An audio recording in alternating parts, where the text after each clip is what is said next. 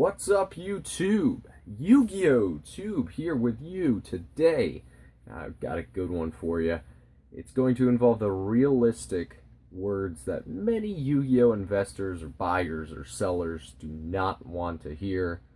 We're going to talk about collective delusion. We're going to talk about unrealistic prices, unrealistic forecasts. And what do I mean by that? Well, let's start right into it. Let's go right into an example and say, well, LOB Blue Eyes First Edition, it is the Charizard of the Pokemon era, correct?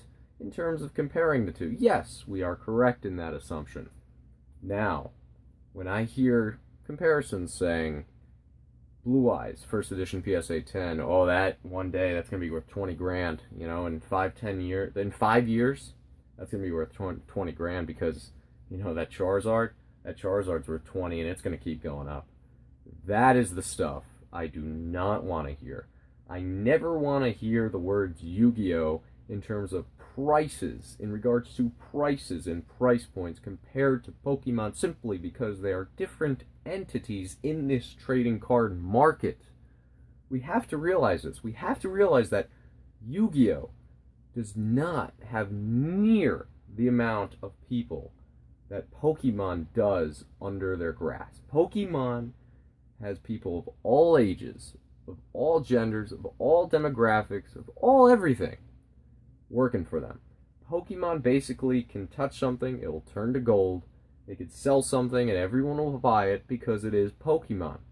I love Pokemon. I love Yu-Gi-Oh! I'm a Yu-Gi-Oh! Channel, but I love the two. Magic, I'm not a big fan of, but I could see where there is the demand. You know, I compare Yu-Gi-Oh! To more of the Magic industry because in 5-10 years, guess where Yu-Gi-Oh! Is going to be? It will be cornered by higher income individuals, at least the vintage market will be, with steady, stable jobs that can afford to invest, collect, buy, trade older cards like the Magic the Gathering market. Pokemon, on the other hand, it is endless possibilities because it's on its own level. Pokemon is that Apple, is that Amazon of the stock market that nobody can touch simply because everything it's putting out is golden. Pokemon, how many people do you see into Pokemon that are age 15 or younger? How many people are into Yu-Gi-Oh! Or Magic that are age 15 or younger? Let's look at that for a second and let's say, well, he's got a point. Pokemon, why is there so many people and kids interested in Pokemon and not Yu-Gi-Oh? Well, first of all, Pokemon owns the market in terms of the video game industry. The video game share is huge. How many Yu-Gi-Oh! Video games even exist anymore? Do they exist anymore? I don't know. There's that one for PlayStation or something that maybe 0.2% of the PlayStation community actually plays. There's the online game. How many kids age 5, 10, 15 are actually going online to play the Pokemon or the Yu-Gi-Oh! Game? There's the app Duel Links, but then let's compare Duel Links to Pokemon Go. How many people got into Pokemon Go? Pokemon could set out a Magikarp Splash game. Have you seen that? Check it out. Where you actually splash, I think, or control a Magikarp and you keep splashing or whatever, just basically jumping up and down. You get points for it. That was actually rated pretty high in the App Store. I was actually surprised with that. But again, Pokemon is going to win the long-term battle no matter what happens here, because unless there's an epic collapse, I don't want to say guaranteed, but it's as close to a finite victory for Pokemon in compared to the other two markets. Yu-Gi-Oh! Will never reach Pokemon prices. People have to understand that. Yu-Gi-Oh! May reach Pokemon prices what they are today, but it may take a very, very long time. Pokemon, for obvious reasons, has the highest growth rate, the highest stability rate, the highest, safest investment rate because it simply dominates the market. Unlike Yu-Gi-Oh! And unlike Magic, Pokemon is worth more than the NHL, the National Hockey League. Pokemon's net worth is worth more than the NHL, than a whole entire league of sports. That's unheard of. And this is the problem.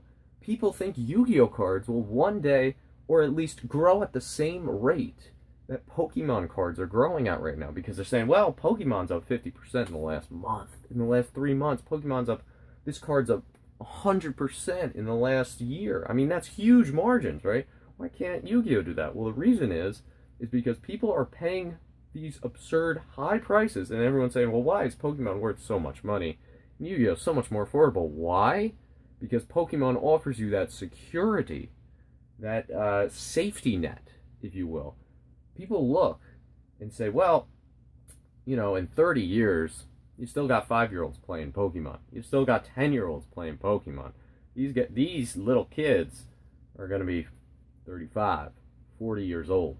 And those other guys, 30 years later, they're going to be 60s. They're going to be 70 years old. They're going to have so much money and they can just buy whatever they want. Whereas Yu-Gi-Oh, we have this niche little, I guess you could say, group of people as compared to Pokemon, where you look at the future. You look at the future of Yu-Gi-Oh cards in the card game, and you say, well, what is the future? What is the future for Yu-Gi-Oh? What does that hold? In 20 years, if Konami says, you know what, we're not making enough money, we're not making enough margins with this game, if there's a competitor that comes in and knocks Yu-Gi-Oh socks off, and Yu-Gi-Oh all of a sudden completely tanks, the current game tanks, what's going to happen? If digital cards take over, if something like a Hearthstone ever were to take over, obviously it kind of took a little share out of the current card games, but nothing much, but if something big were to take over, and Yu-Gi-Oh says, you know, you see a slow decline in Yu-Gi-Oh in the current game, what is going to happen to those old cards? What's going to happen to the PSA 10 Blue Eyes? What's going to happen to the PSA 10 Dark Paladin? What's going to happen to LOB boxes? What's going to happen to Metal Raiders boxes, Gate Guardians, everything, Mirror Force? What's going to happen? That's the question you have to think about. Whereas with Pokemon, you have iconic everything. Pokemon can have plush toys and it'll fly off the shelves. Pokemon will have video games that continually fly off the shelves. They don't even need gyms and badges anymore. They just need Aloha or whatever. They have islands now. They don't even have badges. I'm like, what is this nonsense? And people still play it, and kids still play it. I'm like, don't you miss the days where there was like the Elite Four and badges and whatnot? No, I don't know. Maybe I'm just an old man. But the matter of the fact is, Pokemon is still flying off the shelves. Younger generations are going to inherit this Pokemon and have an emotional connection to it, which is why prices are so much higher, which is why the rate of growth is so much higher in that, simply because it is its own superpower.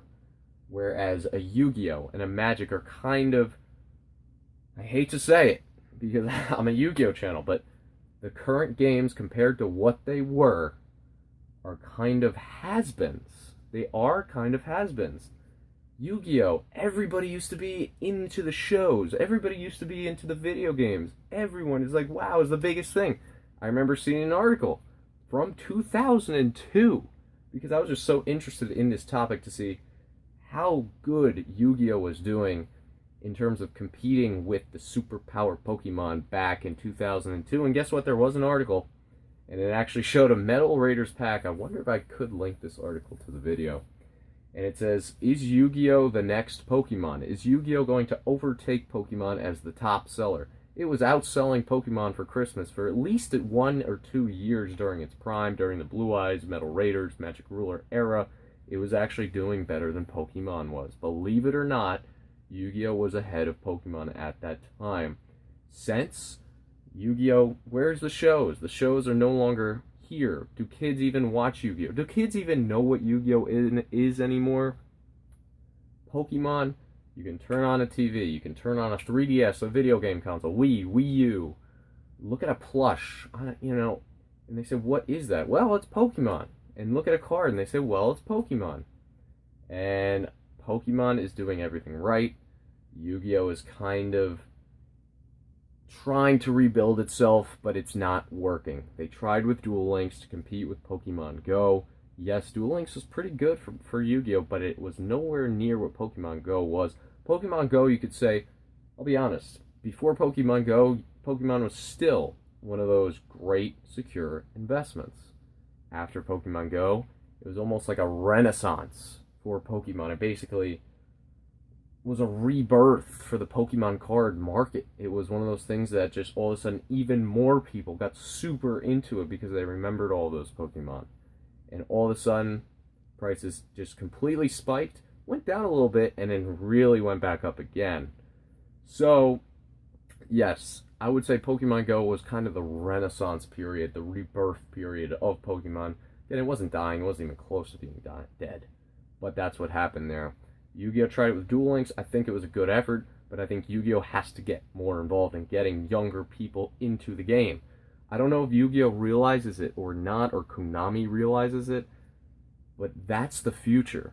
And if they're not going to advertise, cater to the younger generations, the nostalgic factor, yes, they made other Blue Eyes cards. They made fusions. They went back to older sets, Dark Magician decks, Blue Eyes decks. They did a lot of that crap, but it's not working, and they have to get it together in terms of they have to rebuild what they had back in 2002, 3, 4, and get more kids involved in Yu-Gi-Oh! I'm not the CEO.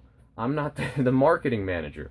Having said that, there are ways to do it. You have to give it more shots, because if you don't, and you let Yu-Gi-Oh! Kind of fall into that phase where, yes, it's going to be carried by these older group of people with deep pockets, that's a riskier proposition, and that's why Yu-Gi-Oh! Cards are so much cheaper right now than that of Pokemon, simply because Pokemon, you know what you're getting security, you're getting long-term growth and stability, most likely. You're getting that peace of mind that, well, in 30 years, guess what? There's still going to be a super, super large market for Pokemon. It's a huge entity. And that's another reason why you got to diversify your risk. If you buy all Magic, keep in mind with Magic, back in the old days, people are saying, well, Magic cards are worth so much more, especially those old cards. Well, guess what? There were not sleeves. There were not top loaders. You couldn't protect the Black Lotus you just pulled. That's why those cards are also so darn expensive, because they don't appear that often and they're that rare. Rare to begin with, tough to keep in good shape, let alone get a high grade. That's why you're seeing those $50,000 Black Lotuses and whatnot. I do believe Yu-Gi-Oh! Has a shot to be what Magic is now. I think Yu-Gi-Oh! At the time was a big boom. It was bigger than Magic at the time. Magic did revolutionize the trading card industry, the playing trading card industry, by creating, obviously, the first trading card game, and a very successful one at that. Good for them. I think Yu-Gi-Oh! Had it all, though. They had all the promise, they had all the potential with the show, with the cards, with the video games. Kind of let the show fade away, let the video games kind of blow, not great. Kind of went into all different directions with the rulings and changing the games and whatnot, and people did not like that at all. Pokemon still has a very strong competitive player base and competitive game, super strong collector game, always innovating, always putting out different kinds of ideas like the full arts, hyper rares, GX, EX, whatever it may be. And again, Pokemon right now, the stuff right now, overproduced. Don't buy it. It stinks. I'm getting onto a tangent. Don't buy any of the newer stuff made by the Pokemon Company. Buy Wizards of the Coast, obviously. But that is the reality of Yu-Gi-Oh! Where is this game going to be in 20 years?